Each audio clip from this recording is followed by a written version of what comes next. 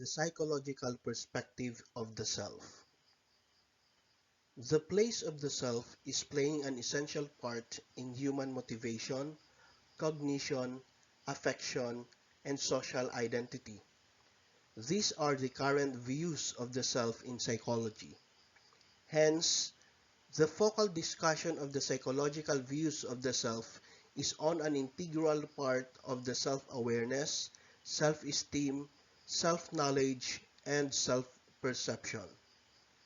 Thus, the modification of the self in the realm of selfhood is one of the contributing factors between the material self, social self, spiritual self, and superego.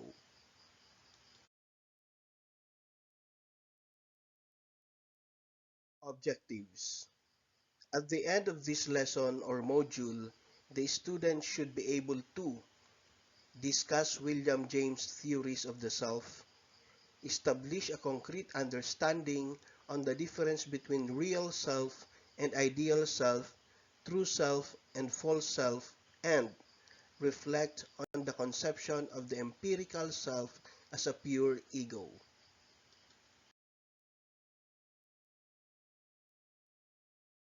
William James' primary conception of the self is one of the fundamentals that is based on psychology.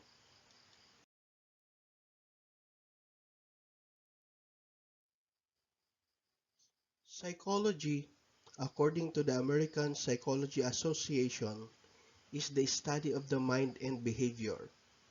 It has different disciplines that various multifaceted areas such as health, sports, even the cognitive processes of every individual, mental processes are one of the examples of the clinical study.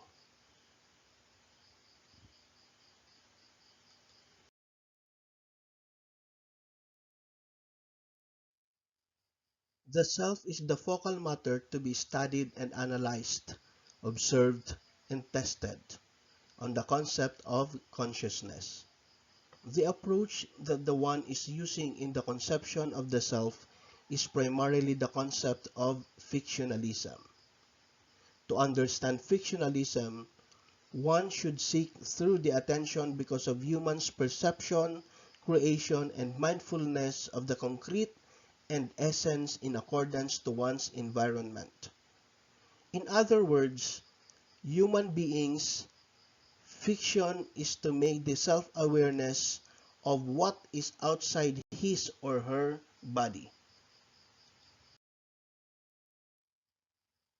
Therefore, an individual can be socially, materially, spiritually, and purely ego as he or she is self-consciously functional.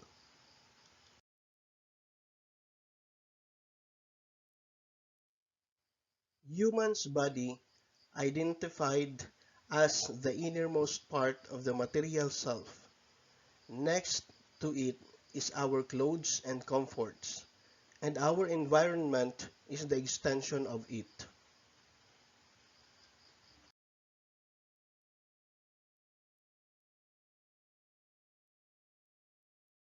The social self is self-identity. The self should get involved in society, whose role is to see the self by others.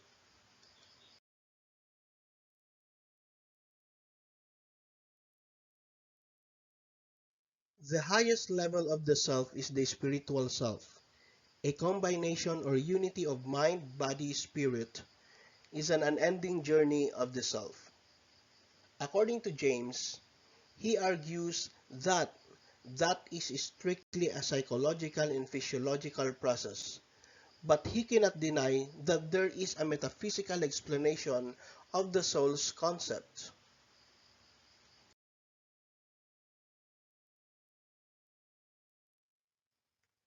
The superego is the totality of the self. The self is self. The bodily self is the most palpable evidence that man is naturally selfish, whether or not the one is conscious, The bodily love is a natural tendency of man's love to himself. In other words, one would call this as self-love. Nobody could hurt the self except if the one has psychological disorder.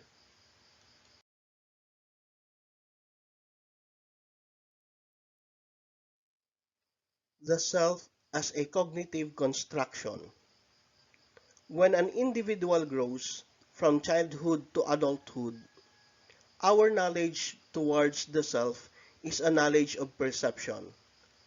An individual grows not only because of the material needs, but more so with the knowledge acquired by the sense. Here includes our beliefs and other things that can be grasped by one's feelings, self-perception.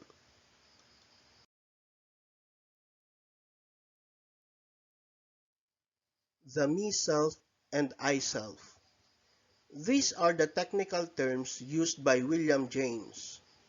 The I as the subject, as what is being seen or reflected by the others, and while the me as the object, which refers to the individual's reflection about themselves. In other words, one's perception of the me is subjective in itself. The me-self has three components.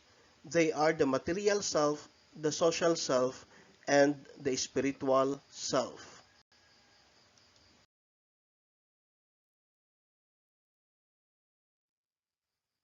The global versus the differentiated model. Gestalt and humanistic psychology are the two prominent schools of thought that supports the idea of self models.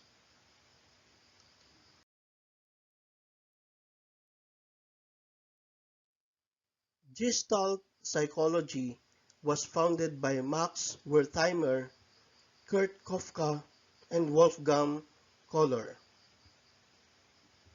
It refers to the whole is greater than the sum of all its parts. The mind of the self understands external stimuli as a whole and not simply as a sum of its parts.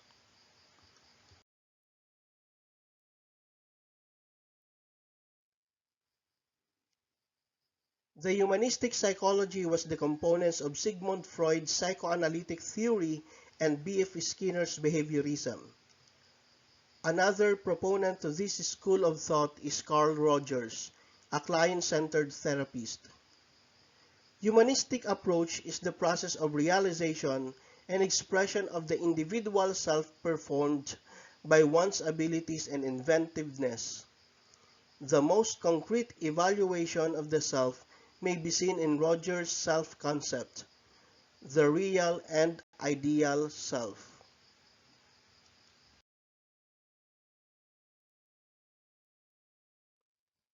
According to Rogers, as persons are accepted and prized, they tend to develop a more caring attitude towards themselves. The real self is a self-image. It refers to how we feel, act, and look. The ideal self is how to become. Therefore, the self plays as one.